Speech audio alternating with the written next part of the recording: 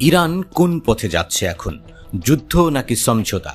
এ প্রশ্নের উত্তর আপাতত দুই পথে আগাচ্ছে ইরান। তারা আলোচনার টেবিলেও কূটনীতির খেলা খেলছে, আর দেশটির মাটিতে খেলছে সমরাস্ত্রের খেলা।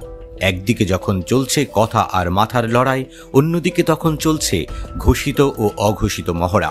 ইরানের সেনাবাহিনীর এখন প্রত্যেকটা দিনই রণাঙ্গন আর মহড়ার মতো।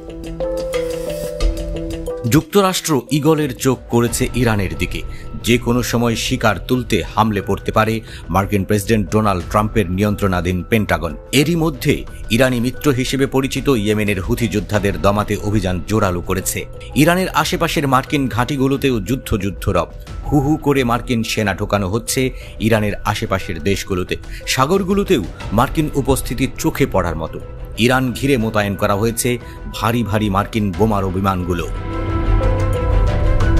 এমন পরিস্থিতির মাঝেই জাতীয় সেনা দিবস উদযাপন করল ইরান।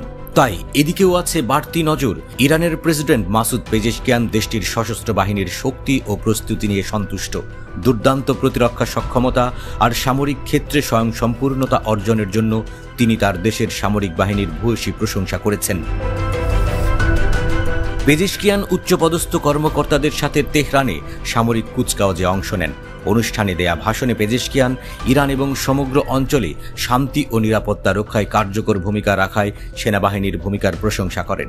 ইরানের প্রেসিডেন্ট বলেছেন, একটি শক্তিশালী এবং প্রস্তুত সেনাবাহিনীর উপস্থিতি সমাজের নিরাপত্তা ও শান্তি রক্ষা করে।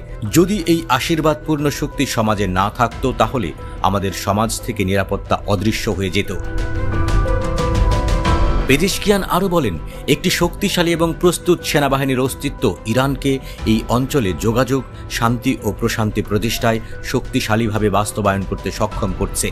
পেজেশকিয়ান নিশ্চিত করেছেন, একটি আঞ্চলিক অবিসংবাদিত শক্তি হয়ে উঠেছে দেশটির সেনাবাহিনী এবং নিরাপত্তা বাহিনীকে। এজন্য ধন্যবাদ দিয়েছেন তিনি।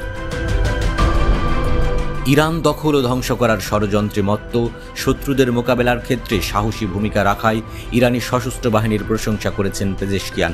তার বক্তব্যে উল্লেখ করেছেন, ইরানি সেনাবাহিনী প্রয়োজনীয় সমস্ত সামরিক সরঞ্জাম তৈরিতে স্বয়ংসম্পূর্ণতা অর্জন করতে সক্ষম হয়েছে। তিনি বলেন, আজ আমরা গর্বিত যে আমাদের শক্তিশালী সেনাবাহিনী আকাশে, স্থলে এবং সমুদ্রে দেশের জন্য প্রয়োজনীয় সব সামরিক ও প্রতিরক্ষা সরঞ্জাম তৈরিতে পারদর্শী। সেই সাথে সমস্ত নির্ভুল সরঞ্জাম তৈরিতেও দাপটের সাথে অগ্রগতি অর্জন করেছে।